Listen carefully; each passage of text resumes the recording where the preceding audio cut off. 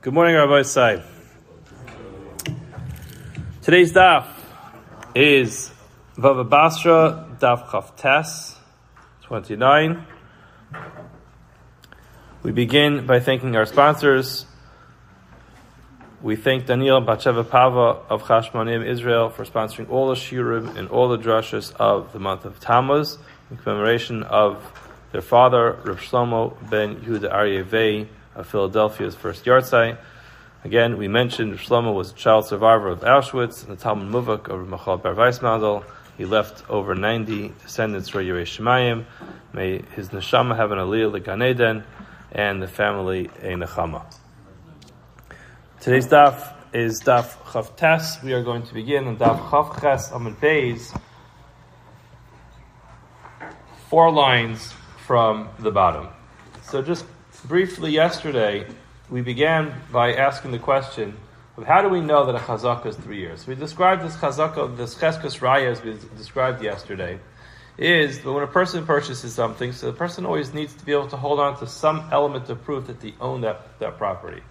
Because if not, and then if the previous owner comes back and says, excuse me, you're in my property, they'll have no way of actually proving that it belongs to them. So the typical way of doing that is by holding on to the contract, to the document, to the deed, or to the title. But we recognize that that's very difficult for people to do. Not everybody has the ability to hold on to a piece of paper. We can't require a person who buys a piece of property to hold on to a piece of paper for eternity, because the reality is that things get lost. And therefore we described that a chazaka, cheskes raya, person can do something that will allow them to just prove that they own it by virtue of the fact that they've been there. What does that look like? It means that they've been there consistently through 3 consecutive operating seasons. And that's why we described that it depends how a particular field is used. If a particular field is used normally every day throughout the 3 years, so the person has to use it normally every day throughout those 3 years. If it's not normal to use it every single day throughout those 3 years, in such a case, a person would not have to be there every day throughout those 3 years, but they'd have to be there at every expected point that it would be used during those 3 years.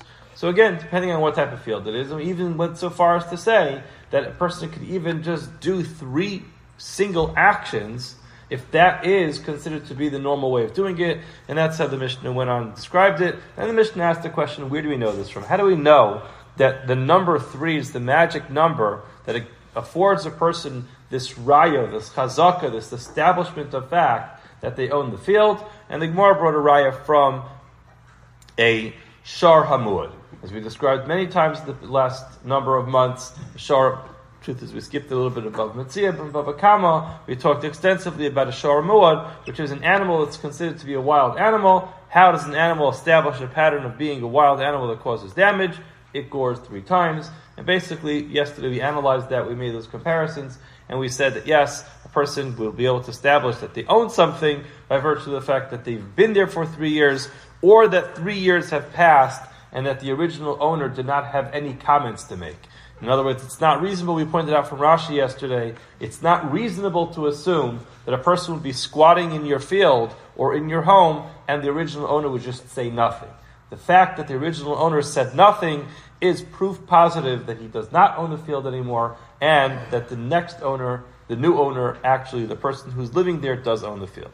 Now the Gemara makes an assumption that since the Gemara brought this proof from the Holchei Usha, as we described yesterday, the Holchei Usha was the base in the Sanhedrin that was located in Usha, and we at the end of the Yom explained that the Holchei Usha was Rabbi Yishmael. The Gemara makes an assumption that there are a Rabbanon, an unnamed number of sages, of Chachamim, who don't necessarily agree with the Holchei Usha as to the source of Chazaka being 3 years, coming from a Shtar Tam and a Shtar Hamuad. Therefore, the Gemara asks the following question.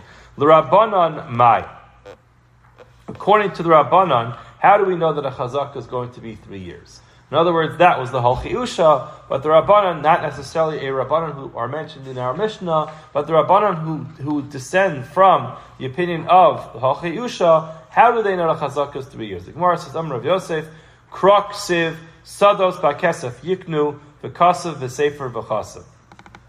So this is part of the nevuah, the prophecy of Yirmiyahu. Yirmiyahu spent a long time before the Churban Abayis warning Klal Yisrael that if they don't get their act together, there's going to be destruction of the temple. In this particular nevuah,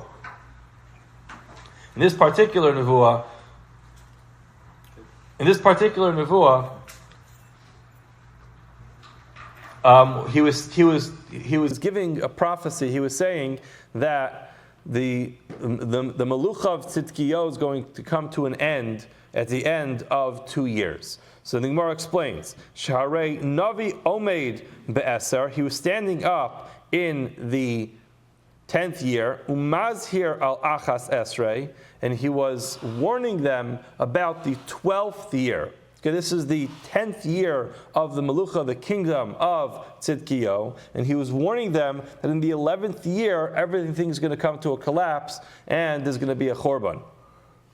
So he was telling them that you should buy fields, v'kasav b'sefer v'chasam, and make sure to hold on to those documents. Now, if a chazaka would be established in 2 years, it wouldn't be necessary for him to provide this warning that they have to hold on to a document. In other words, what would have happened would have been that they would have gotten up and they would have bought fields.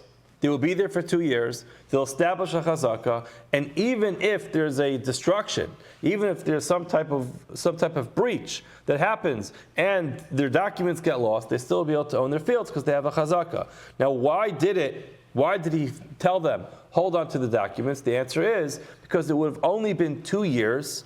And 2 years is not enough to establish a chazaka, and therefore you see clearly that they needed to hold on to the documents beyond 2 years. So clearly, 2 years is not enough for a chazaka. You'd have to have at least 3 years for a chazaka. So we don't really have proof that 3 years is enough. We have proof that 2 years would not have been enough for them to be able to prove that they own the fields or any type of real estate.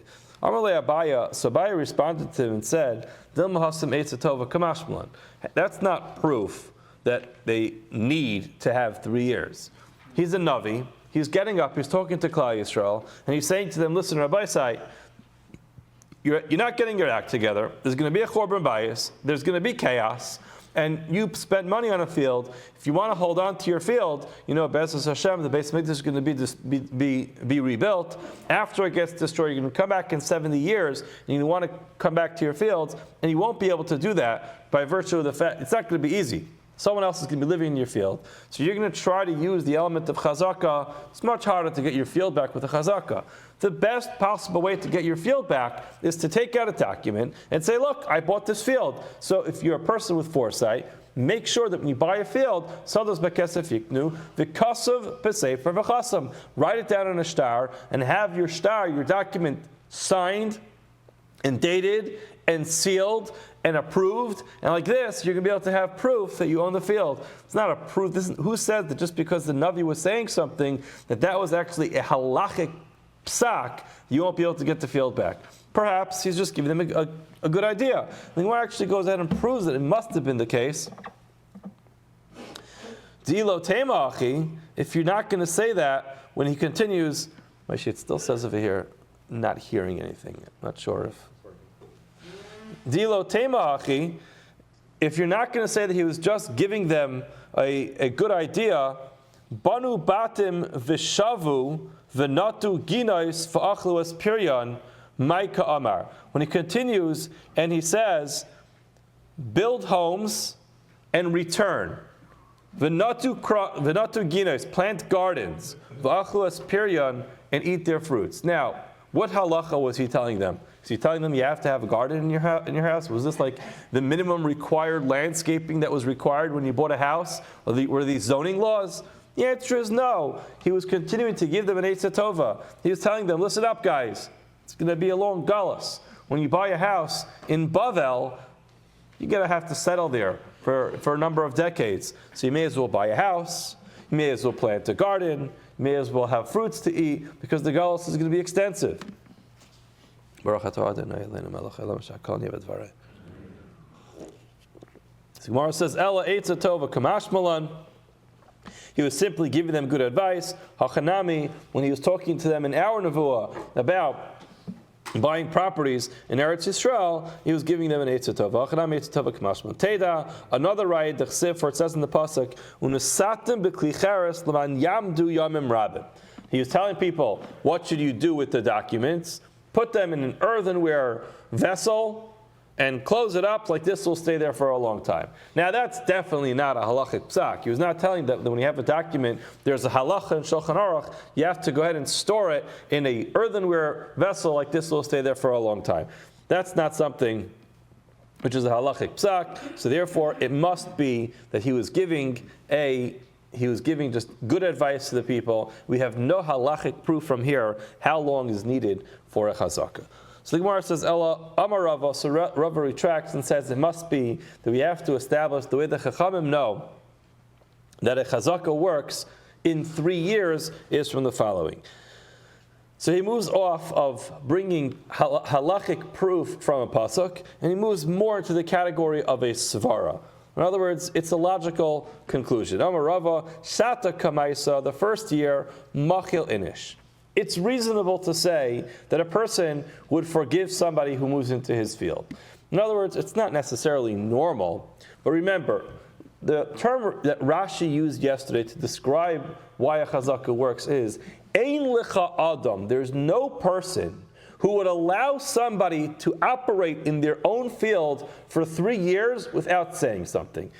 So that basically means that it's just totally unreasonable to assume that a person would be able to buy a field, or I should say, a person would be able to move into a field, use the field, and act as an owner of the field for 3 years without the owner protesting. But the Gemara is saying it is reasonable to assume that sometimes a person might be a little more forgiving. Maybe the person wasn't using the field. So Shata Kamaisa, the first year, Machil Inish. A person might say, you know what, person moved into my field, I wasn't using it anyway, I don't have much to gain from the field anyway, all right, I'll allow the person to use the field. Tarti Machil. Again, perhaps it's reasonable that a person will move into a field for 2 years and the owner will forgive him and say, it's fine, you could use the field. Tlas lo machil. It's totally unreasonable to assume that for 3 consecutive years, a person moves into someone else's field and the owner just says, no problem. That's just totally unreasonable, and therefore, if a person successfully moves into a field or to a house for 3 years and operates as the owner, there is no way to assume that this person is operating there unless they are the owner of the field. Again, operating there without any protest. Amar le Abaya, Shabai responds and says, Elamiata, if that's the case, Kihadra Ara, after these 3 years, Tihadra lebar mi peri. You would have to say you could return the field without the fruits. In other words, let's just play out the case. A person moves in, he squats. A guy goes on a business trip.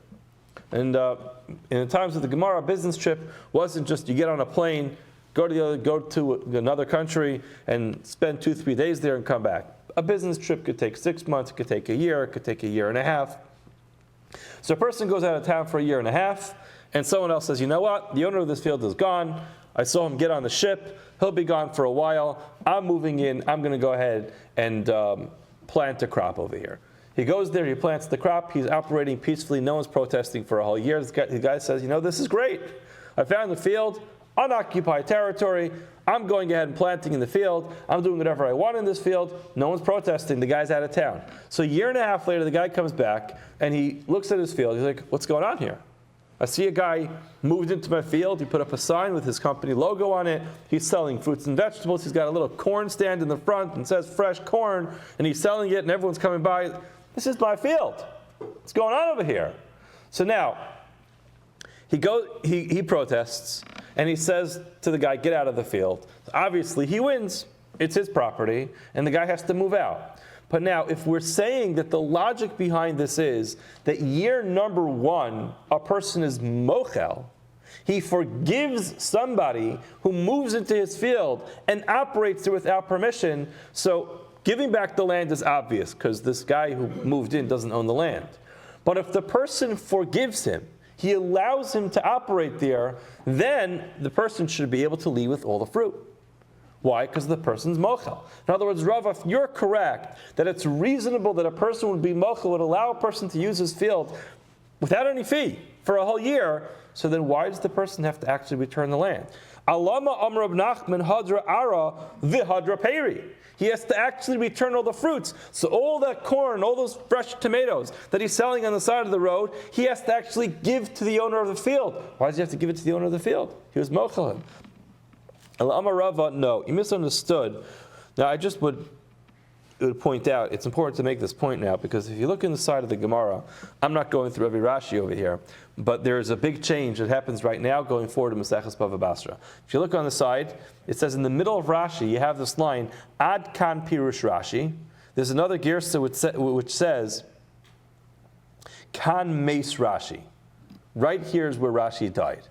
So now, whether or not Rashi died in the middle of writing this Rashi, or for some reason Rashi's Perush became unavailable after this Rashi, the bottom line is we don't have Rashi's Perush on the rest of Maseches Bava Basra. Rashi's grandson, the Rashbam, you see it says, Mikan Va'elech, Pirush Rabbeinu Shmuel ben Reb Meir. From here on, throughout the rest of the Masechta, we have the Pirush of Rabbeinu Shmuel ben Reb Meir, that's the Rashbam, and you'll notice that Rashi, what looks like Rashi's, but the Pirush Rashi, which is the Rashbam over here, becomes much more extensive.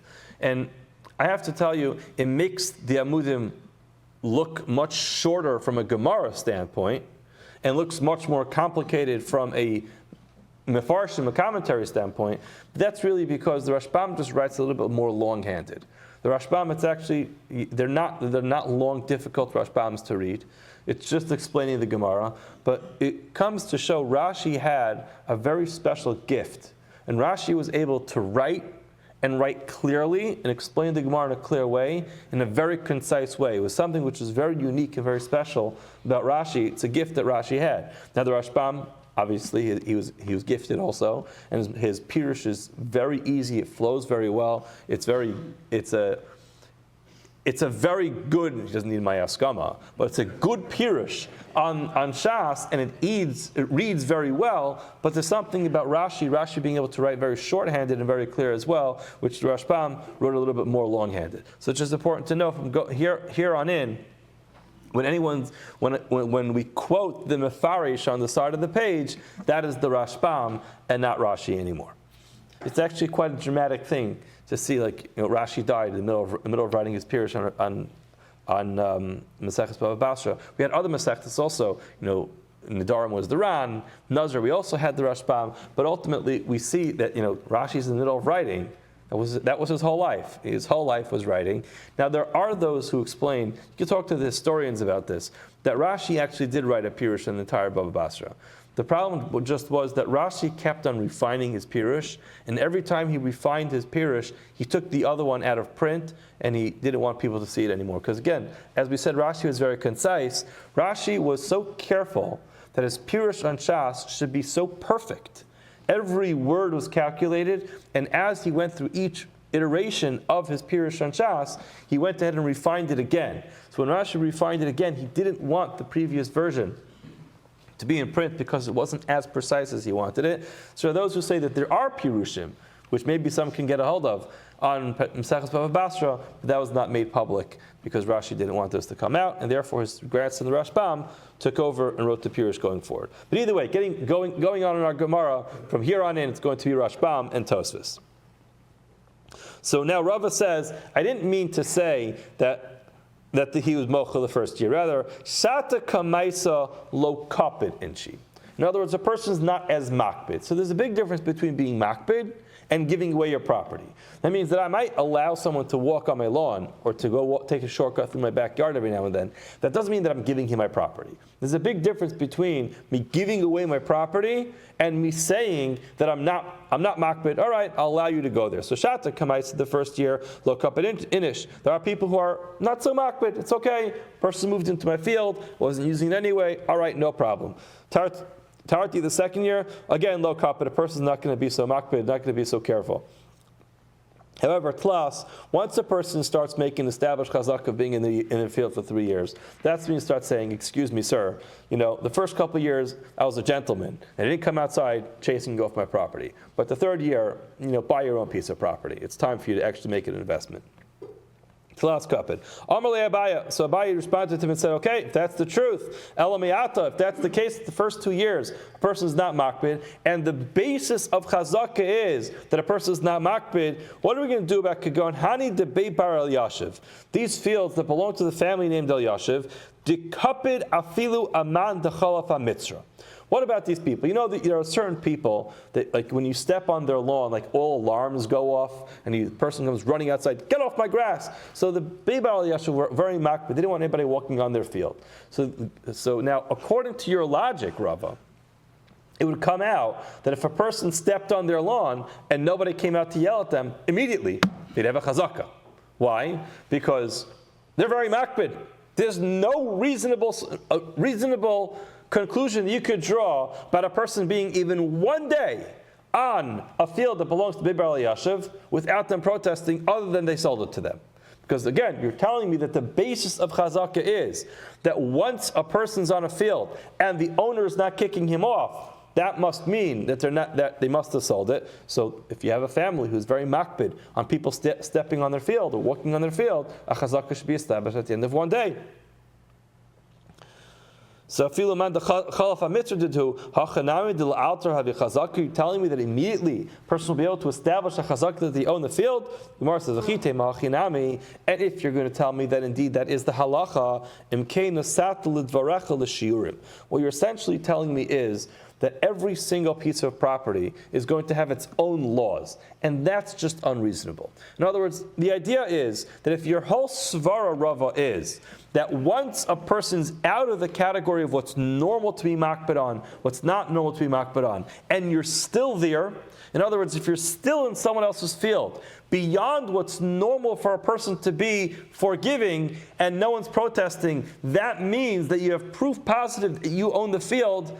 Then essentially what you're saying is that it really depends on everyone's property. This guy could establish a chazaka in 1 day, this guy in 6 months, another guy in 2 years, another guy in 4 years, another guy in 6 years. It's just not reasonable. You can't have a Shulchan Aruch that says, depending on a person's personality and the amount of assets that a person owns and how much field he needs to operate every single year, that's how going to make a chazaka. We need to have a one-size-fits-all halacha for everybody, and it can't just be that it depends on each particular family's level of hakpada of people moving into their fields.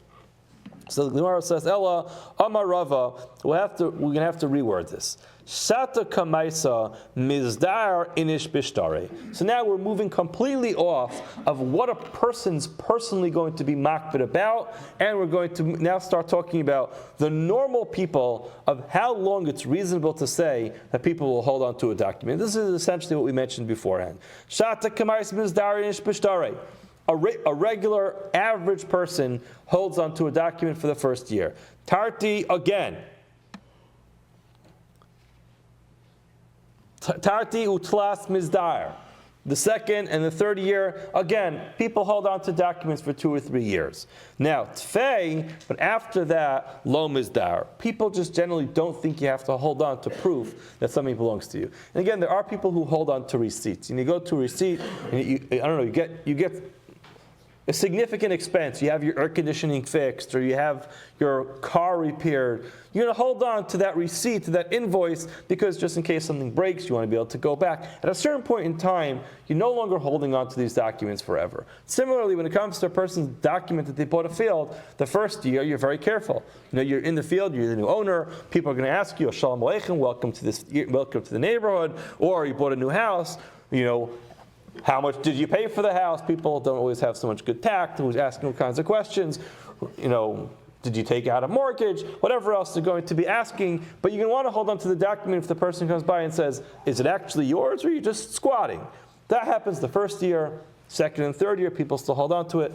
4 years in, it's just not top of mind anymore. You're going to have to hold on to the document to prove that you own it. You might put it away, but it's very easy for it to get misplaced, and therefore, chazaka is established off of average behavior that people don't hold on to documents more than 3 years. So the Gemara says, okay, Amalei Abaya, Elameata, if that's the case, that it's just dependent on how long a person normally holds on to a document, macha shelo b'fanav lo tahavi macha. If the original owner protests your being in the field, not in front of you, that should not be a valid macha. To Amar Le, because he could say to him, if you would have made the protest in front of me, and I would have known that someone is protesting my ownership of the field, I would have held on to it for 4 years, 5 years, or 6 years. The Gemara says no. To Amar Le, no. We said this yesterday. Chavrach, chavra islay, v'chavrach de chavra, v'chavra de chavrach, chavra islay. You don't have to make a macha in front of the person. You can understand, it can be overwhelming to go to a person and say, you don't belong here, get out. But you can go to someone else and say, just want everybody to know, I'm coming past this field over here, I see a stranger operating the field, or I'm passing by my house, someone's in my field, I want everybody to know that this guy doesn't belong here. It's much easier to do that. You take out Adim, you pull out a couple neighbors and say, remember I used to be the neighbor? I don't know, I went away for a few days and came back and found someone else living in the house.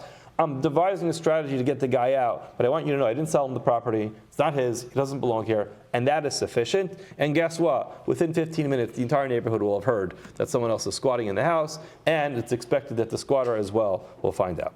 Okay. And therefore, chazaka, a ma'acha, a protest against the one who moved into the field can happen even if it's not in front of the squatter himself. Amar Rav Huna.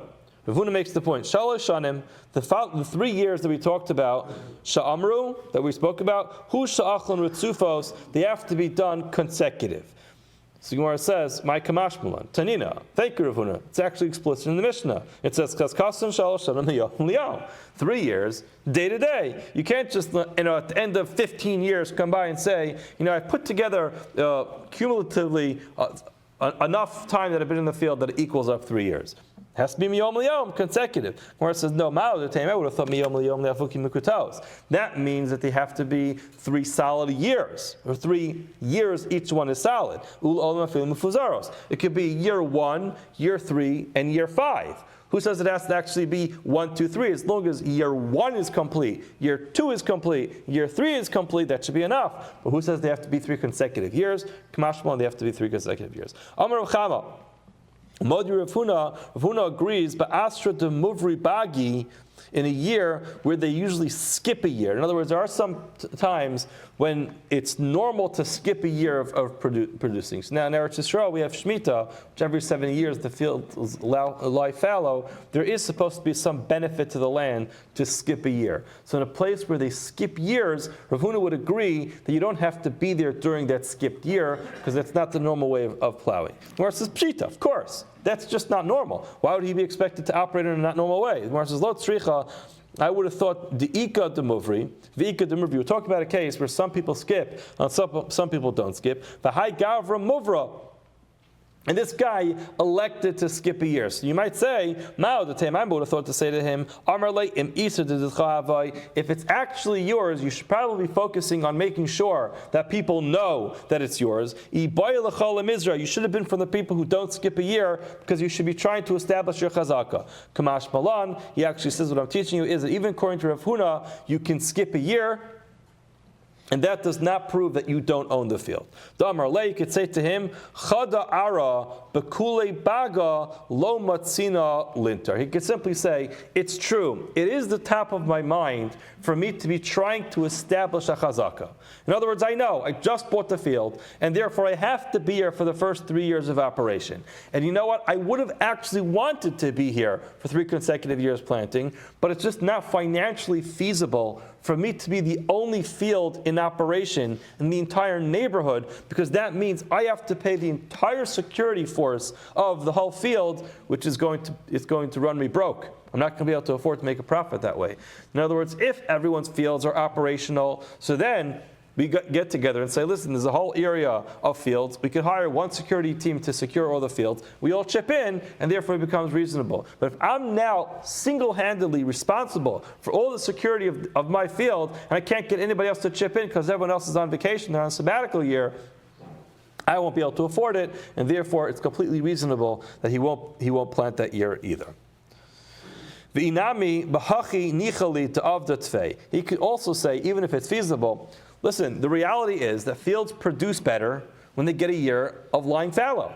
And I'm in this business to make money. And therefore, I want my field to be as productive as everybody else. Imagine everyone else skips a year. You allow the field time to rejuvenate, and I am planting. So the following year, you know what happens? Everyone else has tremendous produce. And I have weak produce because I didn't actually treat my field properly. So you know what? I'm going to skip a year, even though I'm trying to establish a chazaka, because I want my field to be as productive as possible. Tanan, the Gemara goes on. Chezkas habatim. The first words in our parak are Chezkas habatim, a chazaka of a house. Now, up until now, we've been discussing a field. But Chezkas habatim v'habatim di'biyamama yadi. During the day, people know who's living in the house. Belelia, lights are out. Nobody's out on the streets. Lo yadi. Nobody knows that you're there. So now you're going to have a problem. According to Rav Huna, you have to have testimony that you're there every single day consecutively throughout the year. But if a person says, you know what, I came by at night and there was no one in the house, you'll never be able to prove you were there at night. Who has aidim that they're in their house at night? Being in the house at night is a private time. Amar Abaya, man masad batim. Who testifies about someone living in a house? Shivavi, neighbors. Shivavi made the yadai. Neighbors know everything. This is an important thing to know in life. Everything that happens in your house, assume your neighbors know about it, so be careful about what happens in your house. They know about things that happen during the night, during the day. Your neighbors can say, oh yeah, they're home. I saw they came home. They were wait for Shabbos. They came home at 4 o'clock in the morning. They just know everything. People know, and therefore they'll be able to testify. Rava Amar Kigon Da'asi Beitrei Va'amri Anan Agrinan Mine V'Darinan Bei Talas Shnin B'Yamamo Belelia. So Rava has a more reasonable solution. He says, you know what? Who's a typical person? I see Dovi's laughing back there. Dovi's my neighbor. I don't know what he's telling Aryeh about what goes on in my house at night.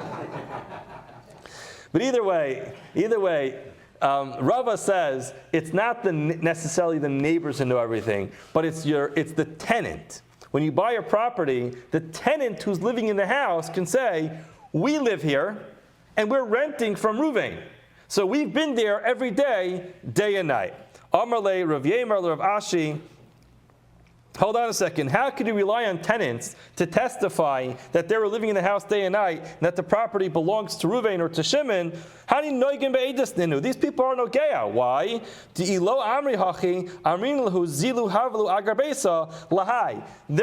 paying rent to Ruvain for 3 years. And now, all of a sudden, Shimon comes by and says, it's my property. So they say, no. It's Ruvain's. We've been here day and night. Now, they know if their testimony is not accepted, there's a new landlord who shows up and says, 3 years of rent, pay up. So therefore their testimony should not be accepted. This is how Dayanim who are not paying such good attention paskin. Milo askinan aren't we talking about going to nakti agar? So they're holding on to the rent. Va'amri, they come to basin and say, Leman lisvai. Who should we give the rent to? We're here for 3 years. It's time for us to pay rent. Ruvain says I'm the owner. Shimon says I'm the owner. Who do we give the money to? Amar Zotra, the answer is that if they say that they're living there for 3 years under Ruvain's ownership, they give the money to Ruvain because they're establishing a chazaka that Ruvain actually had the property and used it for 3 years, day and night. Okay, in other words, there's no dispute. They have to pay the rent anyway. The question just is, to whom they pay the rent, that's not considered to be no gei v'eidos. Amar Zotra, v'itayin v'amar, laisu sadi, Laisu tre sadi, la sudele, de darbe tlashni biyamamu belelia, ta'anase taina. So in other words, what he's adding over here is that, generally speaking, when a person asks for edus, we don't actually require a person to bring edus that he's there day and night. In other words, we're trying to figure out in our Gemara if it's reasonable. But generally speaking, we just say, can you bring edus that you were there for 3 years? Now, if the person actually requests Eidim that you're there day and night, we would respect such a request, but we're not going to actually make that claim for you. So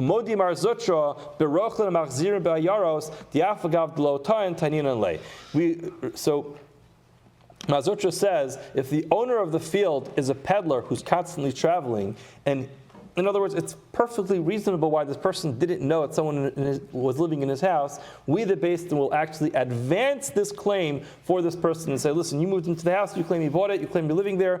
Here's the requirement of the edus you have to bring to prove that you lived there. The Afagav Lo Tan, even though this Rochel, this peddler, did not go ahead and make this claim, Tanina Lei, we will make the claim for him. Tanina Lei Anan, we will make the claim for him and require edus to use their day and night. Rav Huna, who says you have to have consecutive operation inside the field, Bechanusa de Mechuza, the Yamama Avida, Lelelia, Lo Avida. In Chanusa de Mechuza, so if you look at the Rashbam over here, Afagav de boy ritzufas yom v'layla b'chan vasa de mechuza chanuyos shemochram ben lechem v'yayin di itoyin ein choshen l'tanasei. When it comes to a person who rented a storefront, so in such a case, nobody should, or at least nobody should be living in their store day and night. There's a time when you're in the store, there's a time that you're not in the store. The fact that you're not there during the night is no proof of anything. He went home to be with his family, and therefore even if the person says, can you prove to me that you were in this storefront all day and all night, 24 hours a day, for 365 days a year, we'll say, no, he doesn't have to have proof for that because it's just not reasonable. People are not going to be there. Why do Mama Avida, Lelelia Lo Avida, people are not normally there during the night. Rami Bar Chama, Rav Ukva Bar Chama. So here we have a story. Rabbi Bar Chama and Rav Ukva Bar Chama, they were Zavan Hahu Amasa B'Hadi Adadi. Together, they had like it's not really a nanny share, but they had they shared an Amasa, a servant to go ahead to work for them, to clean their houses, to do whatever they needed. So Mar Ishtamish Barishana Shlishas V'Chamishis. One of them used her services for year 1, 3, and 5. Umar shtamash b'shnir revius v'shishis. The second one used her services for the second, the fourth, and the 6th year. Now nafak ir ilave. Someone came by and said, "Well, this maidservant that you have over here, what are you doing with her? She belongs to me. I was the one who bought her services." So also the Rava. They came before Rava, and Amar lahu, Rava said to them, "My taima avdi suhachi. Why don't you guys do this strange thing where one of you gets her year 1, 3, and 5, the other one gets her 2, 4, and 6? So they responded, they said, none of us wanted that the other one will establish a chazaka. In other words, imagine Rami uses her for the first 3 years, and then Rav Ukva says, it's time for me to have the maidservant now. And he says, sorry, she's mine. I actually have her for 3 years. I have a chazaka, she's mine, no one complain. So therefore, Rav Ukva, sorry, you don't get the services. So therefore, they intentionally established this where it's only year 1, 3, and 5. It's like this, no one gets a chazaka. So you say, just like for the two of you guys, there's no chazaka. You've ruined your chazaka for each other, you've ruined your chazaka for everybody else, and therefore you have to return this maidservant to the original owner who's complaining. That's only if they did not write a document that shows that they're sharing this sale. Once you write a document that says the two of us bought this together and we're just going to share it in every other year, then there's going to be people hear about these types of documents, and therefore it's expected that the owner hears that they established use of this maidservant for 3 years. It happens to be 3 years together, but either way, that would be fine. There would be a chazaka, and the two of them could put their chazaka together. And the Gemara actually talks about this in greater detail later on in the parak, that you can actually have a sheer chazaka. Amar Rava, Acha kula chutz mi beis Rava. What if a person used an entire field but left out one area, one square area? So the halacha is kana kula chutz mi beis Rava. He owns the whole thing besides for that one area. Why? Because the owner can say the reason why I didn't protest about that one area is because I saw you weren't using it, so I assumed you knew it wasn't yours.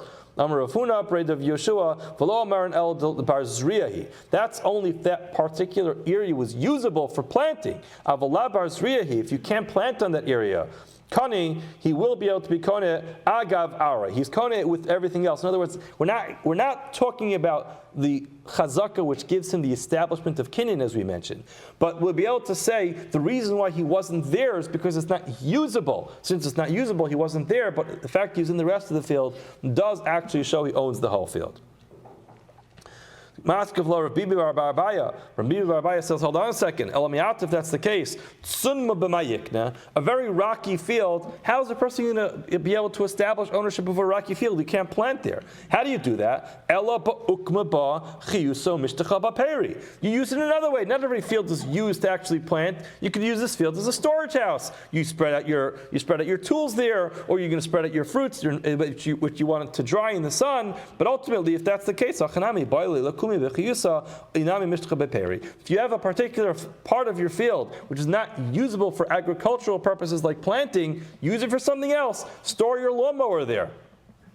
And therefore, if you're not going to be there, you're not going to be able to have proof that you own it. There's a couple more lines. A person came to his friend and he said to him, my boss, what are you doing living in this house? I bought this house from you. You're the seller, I'm the buyer. And I've been here for 3 years. I know you've been here for 3 years. However, I was living in the inner chambers of this house. It's a large house. You occupied the exterior perimeter of the house, but I've been living in the inside. Also, the commander of Nachman, they came for Rav Nachman Amalei, Zil Berora Chilaska. If that's the case, you actually have to prove that you were there for all those years. And Amarava, you know what? Let's stop here, because the Gemara is going to continue tomorrow. So we'll stop here. We'll repeat this Gemara again tomorrow. Have a wonderful day. I'll see you all tomorrow. Mirza Hashem.